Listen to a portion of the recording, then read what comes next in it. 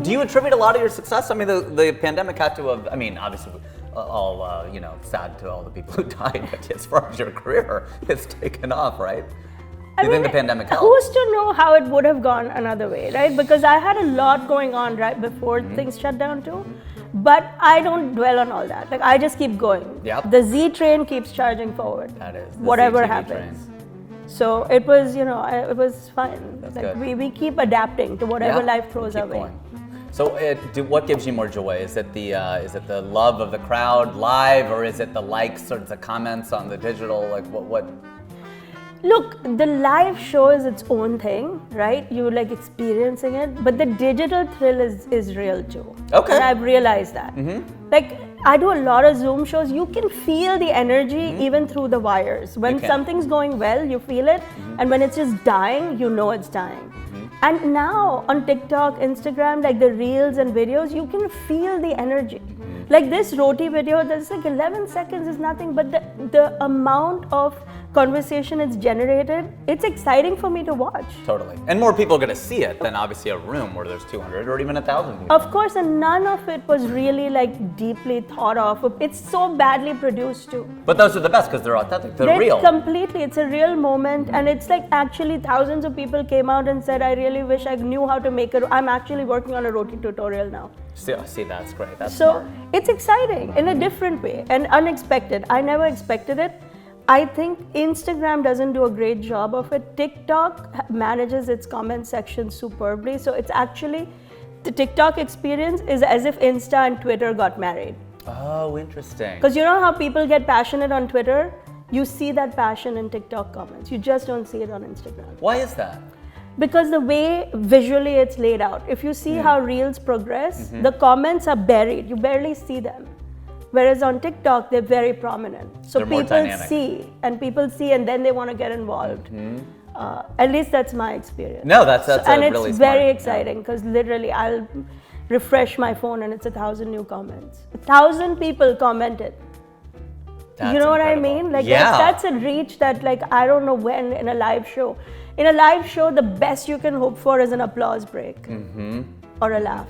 Yeah. Here, they're like giving you real-time feedback. Like that helps me develop the next version. Because a lot of that stuff then goes into my stand-up act. When I know that a vibe is resonating that hard, then I'll take it and write a joke around it because I know it's going to work. See, this is a good marriage then, Twitter and Instagram for the TikTok comments. Because what you're saying, it's funny, like you can perform live in a Zoom and that's still live, you can feel it, and you get comments like you would online, but that marriage is actually crappy.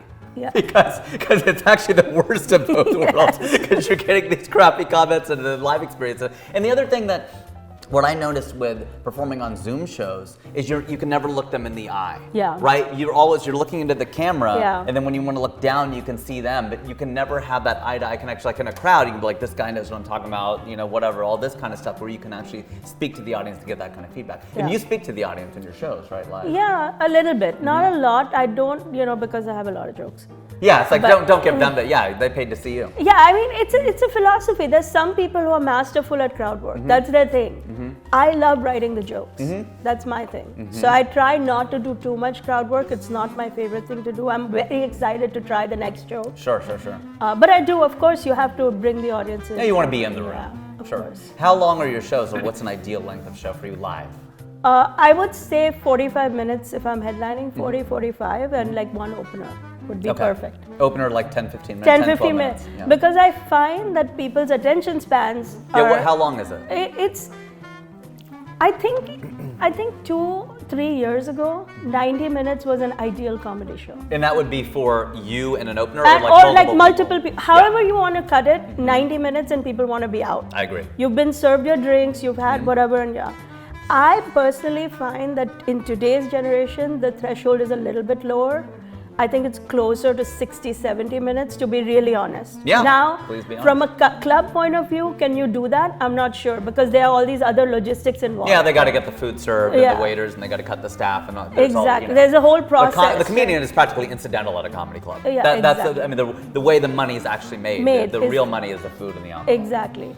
But if I had my choice, I would have a 60, 70 minute show, but you know. When I do my solo shows, that's how long they are. Right. I find that the ideal. I know with stand-up, 52 minutes for me for whatever reason. It's 52 is where I can feel the lag, and then it's my skill then to get them to 60, 65. But they will give me 52 like nothing. But then it's like, okay, for me to get to that, I have to earn that last 17 minutes. And it better be fire, because otherwise they're going to start checking. They're tired. And I've seen it happen with Seinfeld, Jim Gaffigan. Like after like 40, 45, they're starting to like, okay, we get it. You're really funny. We got it. You know, How but much like, can they laugh? but like I haven't checked my Twitter and you know. I gotta leave another comment on Zarna's video. I gotta see if her mother-in-law is still alive. That's what I gotta figure out at this point.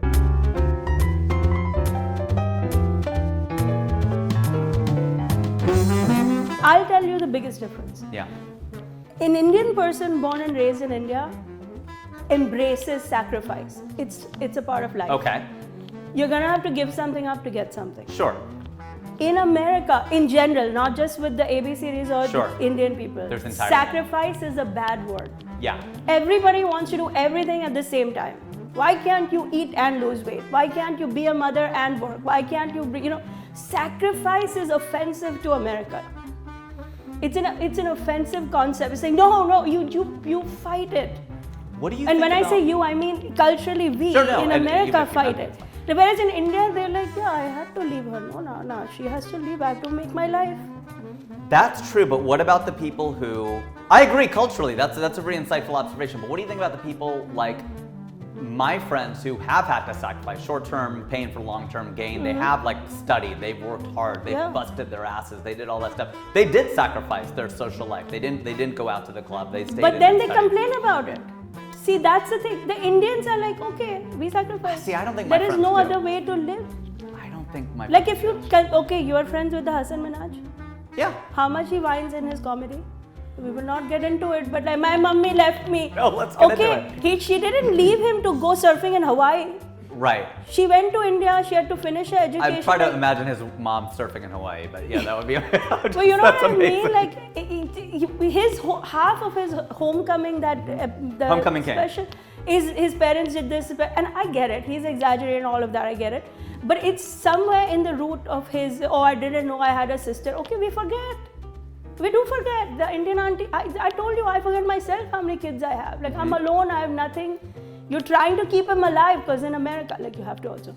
Yeah. You know. Yeah, you get in trouble here. Even the girls, like you gotta keep him alive. You gotta keep. Like it's a lot for a person. Or transition them.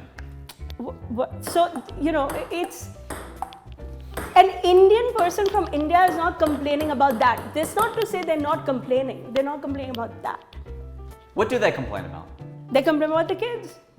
How much more do they want? We gave them everything. He has a room. I never had my own. But isn't that room. what a generational? Isn't every generation? That's the point. Like I want Naveen to, but I don't want my kid to have the best of everything. This is a big thing with me. They're like, oh, I want my kid to have the best. I'm like, no, not necessarily. Good enough's good enough.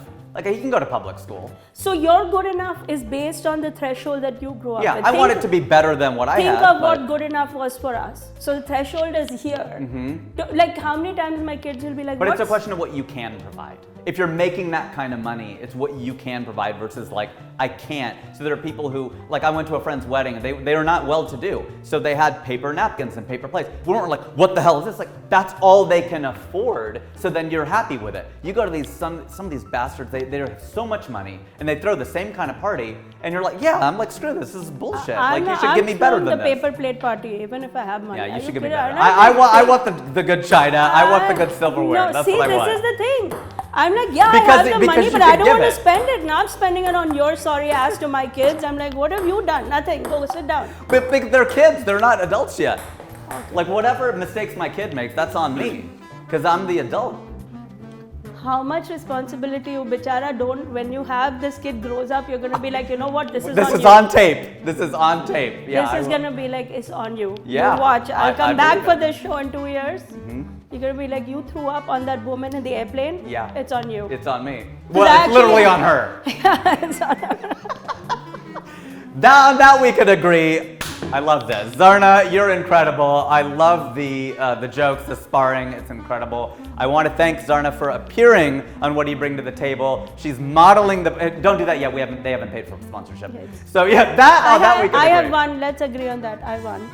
Well, I never admit a loss. Okay, even Brenda, if I really pull this contract. We're not letting this air. It doesn't work like that. Zarna, where can they find you? They already know, but where can they find you? At Zarna Garg on TikTok, Instagram, Facebook, Twitter, YouTube. Did I mention at Zarna Garg? Thanks everybody for joining us on this episode of What Do You Bring to the Table? I've been your host, Rajiv, and I still am.